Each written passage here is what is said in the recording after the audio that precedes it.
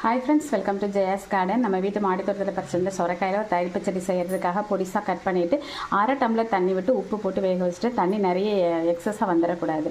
அதுக்கப்புறம் இங்கே பார்த்தீங்க அப்படின்னாக்கா தேங்காய் ஒரு சில எடுத்திருக்கேன். தேங்காவுடைய பின்பகுதி ப்ரௌனை வந்து இந்த மாதிரி எடுத்துடணும். எடுத்துகிட்டு சீரகம் ஒரே ஒரு பச்சை மிளகா போட்டு நல்லா அரைச்சிட்டு வந்துடும்.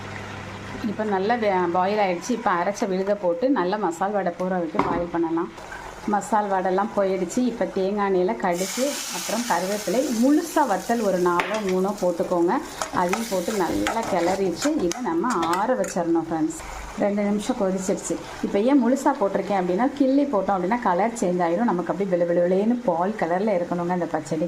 இங்கே பாருங்கள், நம்ம 1/4 லிட்டர் தயிர் கெட்டியாக புளிக்காத தயிர் வச்சுருக்கோம். இது நல்லா ஆறுனதுக்கப்புறமா சாப்பிட போகிற நேரத்தில் 1/4 லிட்டர் தயிரையும் விட்டு கலக்கி சாம்பார் சாதம் சுட சுட வச்சு சாப்பிட்டோன்னு வச்சுக்கோங்களேன். சும்மா கொண்டான்னு ஒரு தட்டு சாப்பிட்லாங்க.